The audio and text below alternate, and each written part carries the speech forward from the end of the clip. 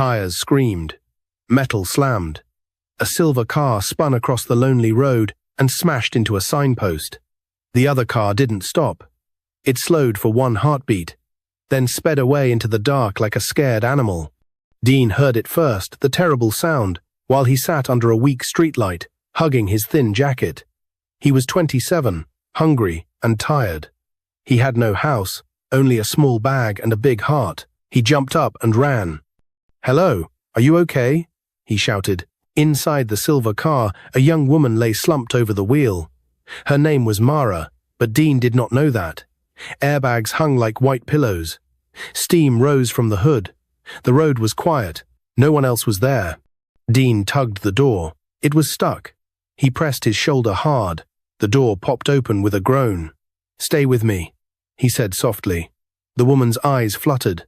Blood trickled down her forehead. Her hands shook. Deen had learned a little about cars from a friend back in Ondo. He knew about seatbelts and airbags. He checked her breath. She was breathing, but weak. The seatbelt clip was jammed. He pushed until it clicked free. Very gently, he helped her lean back. She tried to speak, but her voice was only a whisper. "It's okay," Deen said. "I'll get you help." He looked up and down the road. No cars, no lights. Just crickets and the far hum of the city. He saw the keys still in the ignition. He had learned to drive long ago, before Abuja chewed up his dreams and spit them out. Scammers had tricked him and taken all his money. That was how he became homeless. But he still knew how to drive. "Hold on," he told the woman. "I'm taking you to a hospital." The engine coughed and then started. Deen slid behind the wheel, hands steady even though his chest was beating fast. He drove carefully, watching her breathing every few seconds. Street after street flew past. Rain began to spit on the windshield. He whispered a small prayer. At the hospital gate, he honked hard. "Emergency!" he called. Nurses in green rushed out with a stretcher. Deen helped lift the woman. "Hit and run," he panted. "She needs help now." They wheeled her inside. The bright lights were sharp. The smell of medicine filled the air. A nurse looked at Deen's dusty clothes, his thin face, his small bag, and then at the shiny car outside. "Is that your car?" she asked, eyes narrow. "No," Deen said. "I found her in a crash. I drove her here." Another nurse frowned. "Found her? And her car?" A security guard stepped closer. "Sir, we need your name." "Deen," he said, lifting his hands to show he meant no harm.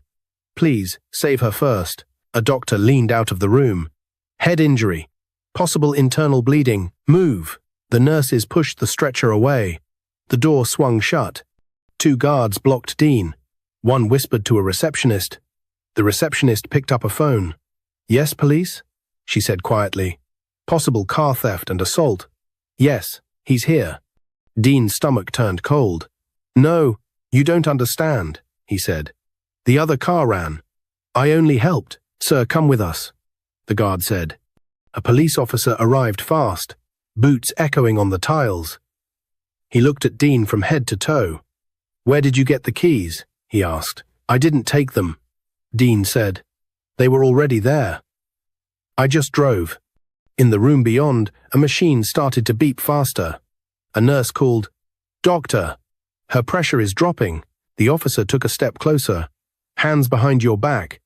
Deen glanced toward the door where they had taken the woman. He did not know she was Mara, the young business tycoon from a family of great wealth.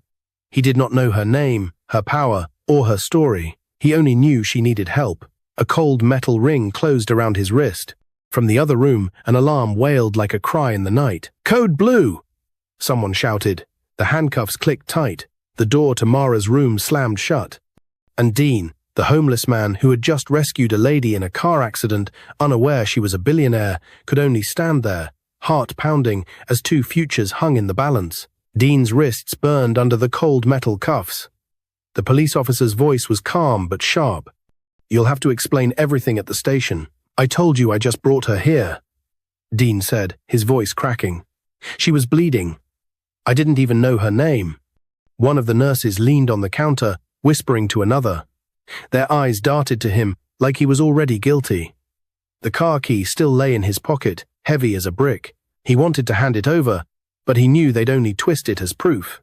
From behind the closed door of the emergency room, the sound of hurried footsteps echoed. A doctor barked orders.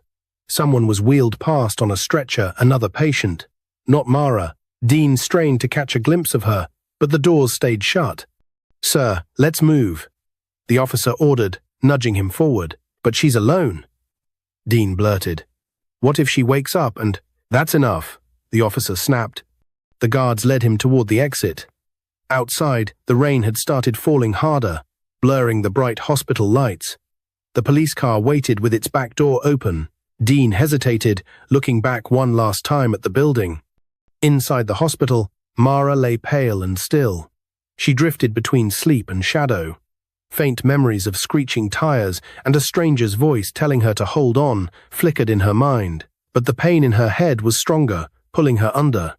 Back in the rain, Deen was shoved into the police car. The door slammed, the wipers scraped across the windshield, smearing the night. "You think you can just take a rich woman's car and play hero?" the officer muttered. Deen turned his face toward the window, jaw tight. "I didn't take anything." The drive to the station felt longer than it was.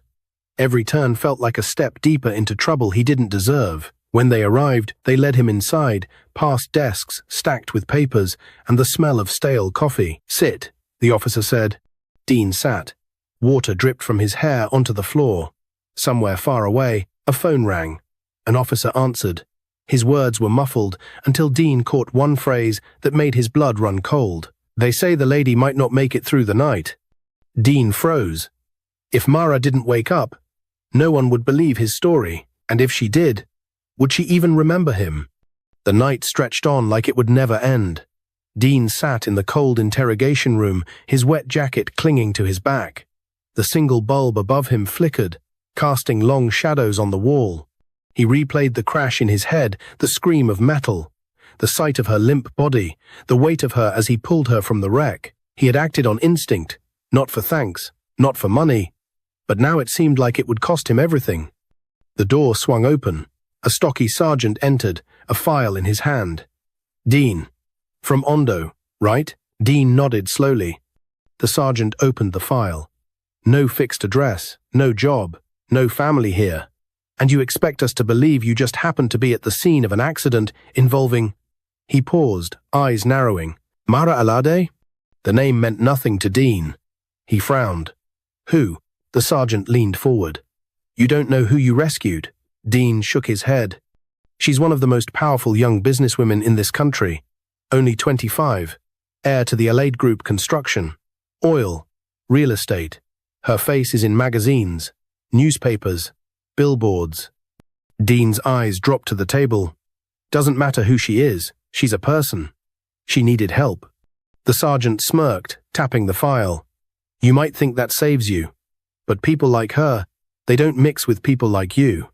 If she doesn't wake up to clear your name, you're done." Deen clenched his fists under the table. "So I'm guilty until proven innocent." Before the sergeant could answer, the door opened again. Another officer leaned in. "Sir," the hospital called. "She's stable, but still unconscious." The sergeant straightened, hiding his surprise. "Keep me updated," he said, then turned back to Deen. "Looks like you've bought yourself some time." Across the city, in a private wing of the hospital, Mara's mother, Madame Alade, stood at the foot of her daughter's bed. Her diamond bracelet caught the soft light. "Who was driving her car?" she demanded. A nurse hesitated. "A man. Says he found her and brought her in." "A man?" Madame Alade's voice sharpened. "What kind of man?" The nurse glanced away. "He doesn't look well off." Madame Alade's lips curled. "Of course. These street men, always looking for an opportunity. Arrest him." "It's already been done, ma'am," the nurse said quietly. Madame Alade smoothed the silk scarf at her neck and stared at her daughter's pale face. "When she wakes up, I'll make sure he pays for whatever part he played in this." Back in the station, Deen sat in silence, rainwater drying on his skin. He didn't care about her money, her status, or the fact that she was a billionaire's daughter. All he wanted was for her to live, because if she didn't, he'd be blamed for killing someone he had risked his own life to save. Then, just past midnight, the station phone rang again. The officer picked up, listened, then turned toward the sergeant with wide eyes. "She's awake." The sergeant glanced at Deen. "Looks like the princess has something to say. And we're going to find out if you're the hero, you." The next morning, Deen was led out of the cell. His eyes burned from lack of sleep, and his hands ached from the cuffs. The officer guiding him didn't speak a word until they reached the back seat of a police van. "Where are we going?" Deen asked. "To see her," the officer replied flatly. The drive to the hospital was tense.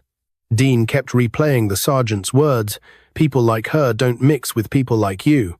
He told himself it didn't matter. All he wanted was for her to remember what happened so he could walk free.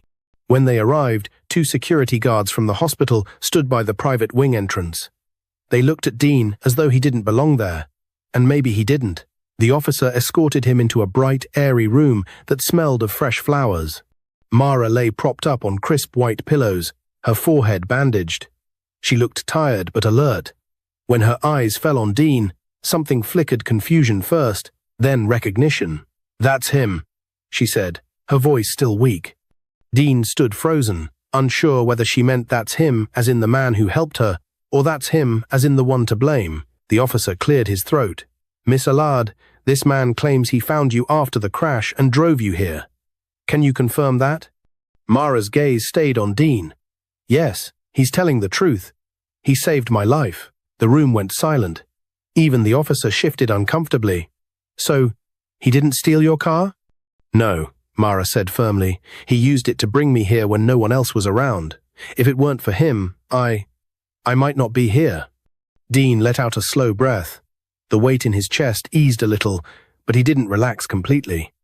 Mara's mother was standing at the far corner of the room, her lips pressed into a thin line.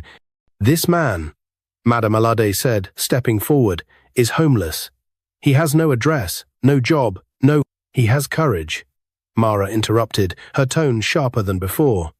"And he has a heart. That's more than I can say for the person who ran after hitting me." Madame Allard's eyes narrowed.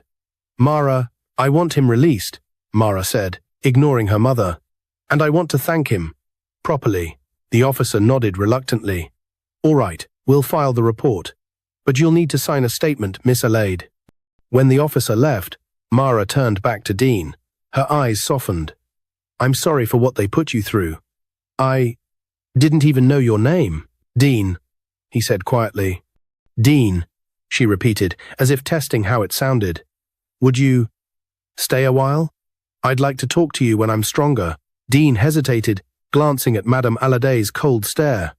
"If that's what you want." Mara's lips curved into a faint smile. "It is."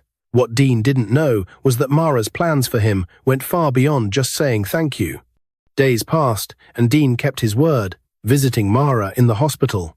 At first, they spoke only briefly polite exchanges about her recovery and his life before Abuja, but the more Mara learned, the more she was drawn to him.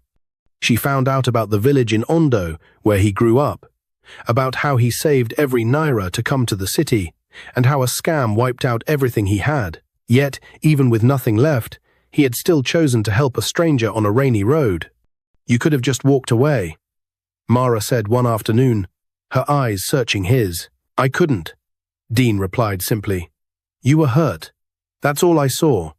There was no charm in his voice, no attempt to impress her. That honesty was what made Mara's heart beat differently. She had met wealthy men, powerful men, all polished on the outside but hollow inside. Deen was different. When she was discharged, Mara asked him to come home with her.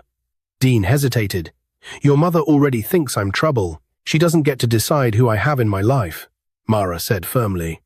At the Allard mansion, Madame Allard's disapproval was obvious. She greeted her daughter warmly, but barely glanced at Deen. Over dinner, she kept her words sharp. "Mara, people should stay in their class. It saves heartbreak." But Mara wasn't moved. She kept Deen close, inviting him to her meetings, showing him her world. Slowly, Madame Allard began to see something she hadn't expected. Deen's quiet intelligence, his respect for people regardless of their status, and the way he made Mara laugh, a genuine laugh she hadn't heard in years. One evening, Madame Allard found herself watching from the balcony as Deen helped the mansion's gardener fix a broken irrigation pump. The gardener laughed at something, Deen said, clapping him on the back like an old friend. In that moment, Madame Alade began to soften. With Mara's support, Deen started thinking about his future again. He had once dreamed of running a car service company back in Ondo, and Mara offered to help him set it up in Abuja. "I don't want to just hand it to you," Mara said. "We'll work on it together. You'll run it, I'll mentor you." Deen agreed, and in months, his business Swift Ride Solutions was born. They focused on premium and emergency transport services. Inspired by the night Deen had rescued Mara, his work ethic turned the small startup into a respected company within a year. Mara often teased him. "You realize you're richer than most men who try to impress me?" Deen would smile. "Still not richer than you." "Good," she'd reply. "I like that balance." Their friendship deepened into something more. Mara caught herself looking forward to his calls, his visits, the way he made her feel safe without trying to control her. Deen, on the other hand, battled his feelings at first. He had never imagined himself as the kind of man who could love a billionaire's daughter. One evening, after a long day of work, Mara surprised him at his office. She brought dinner, and they ate on the rooftop under the city lights. "Deen," she said softly, "I'm in love with you." Deen froze, his fork halfway to his mouth. "Mara, you don't have to say that just because I'm not saying it out of gratitude," she interrupted. "I'm saying it because it's true." For a moment, he just looked at her. Then he smiled, a slow, genuine smile that reached his eyes.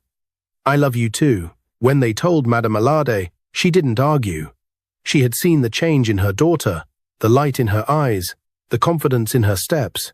And she had seen Deen grow from a homeless man into a man with purpose and integrity. "I was wrong," she admitted one afternoon when she called Deen aside.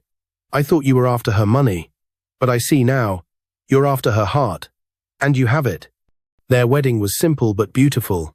Mara wore an elegant white gown, and Deen stood tall in a black tailored suit. Friends, family, and even employees from Swift Ride Solutions gathered to celebrate. During the vows, Mara's voice trembled. "You found me when I was broken and carried me to safety. You gave me more than life, you gave me love." Deen's voice was steady. "You saw me when I had nothing. You gave me respect, and you believed in me before I believed in myself." When they kissed, the applause was loud and heartfelt. Even Madame Alade wiped away a tear. From that day on, Deen and Mara built not just a marriage, but a partnership grounded in respect, lifted by love, and strengthened by the night. Fate brought them together on that lonely, rain-slick road. Please like this video and subscribe to our channel for more.